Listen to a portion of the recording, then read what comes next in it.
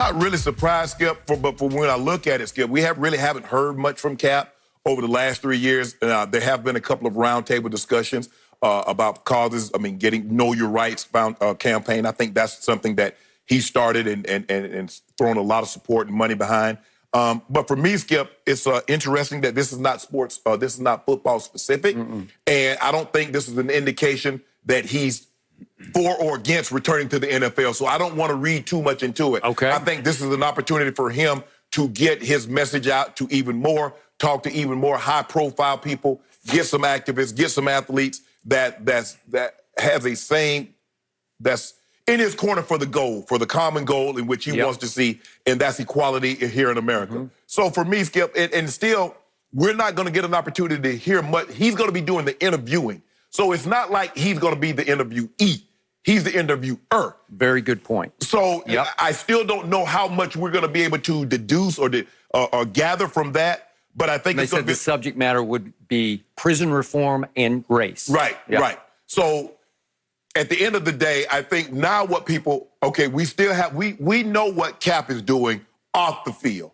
I think the question is, does Cap still want to play? Can he still play? And will he get an opportunity? I think eventually those are going to be the subject matters that's going to have to be addressed by Cap, because you keep seeing, Skip, a lot of teams like Mark Davis says, hey, I always gave my coaches, if you want to sign him, sign him. There are a lot of other coaches say, hey, we might be willing to take a chance at him. And so until that interview happens where they sit down and they discuss football-related matters, Skip, not this, not prison reform, not what you're doing off the field, football-related matters, then and only then will I say, someone's serious. And then Cap is serious about returning to the NFL. But until then, this is an opportunity, this is a job for him, something that he's very passionate about, and I'm happy to see that he's still actively, very heavily involved in things of this subject matter.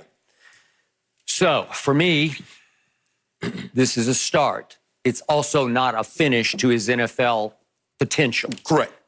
Two things can be true, says Shannon Sharp. You can do both. Right. LeBron is going to do both when they go to the bubble. Right. He's going to be an activist, and he's going to try to win a championship. Right. And I don't doubt that you can juggle those two balls. Right? So, at least Cap is sticking his toe in the water of more public activism. Correct. And I don't know that much about Medium, so I looked on their website last night. Got their mission statement. Medium, it says, is not like any other platform on the internet. Our sole purpose is to help you find compelling ideas, knowledge, perspectives. We don't serve ads. We serve you, the curious reader who loves to learn new things. So I like that's a good connection for Cap. Right place, maybe right time. So, what has literally 2020 hindsight taught us about what Colin Kaepernick did in 2016?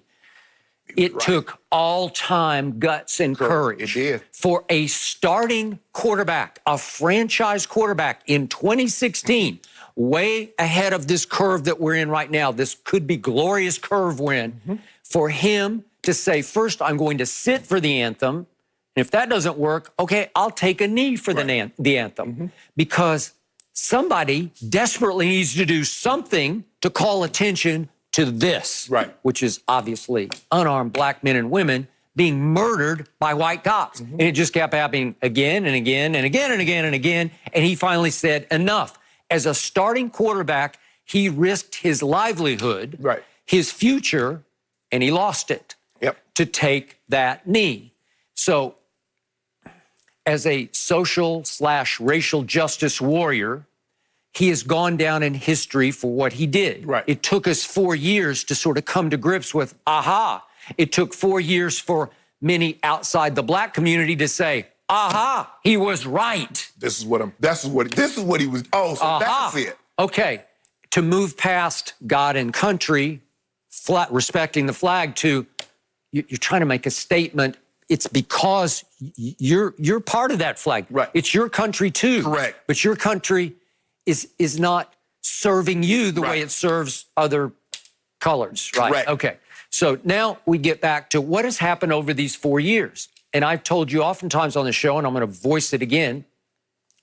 My frustration is I haven't heard enough from Colin Kaepernick. when I had the privilege of hearing him in 2016 after football games, he wasn't just a good speaker, he was a compelling, riveting speaker to my ear. I was captivated because he was enlightening with an edge. He had an edge to his voice. He had a raw, real anger in his voice, but he spoke from a base of deep knowledge and comprehension and feel for what he was talking about, to the point that I was hooked on listening to him speak. And I thought, here we go. We have an activist for the ages. He has the gift of gab. You have the gift of gab. It's something you can't be taught or coached. You're born with it or you're not born with it. Trust me,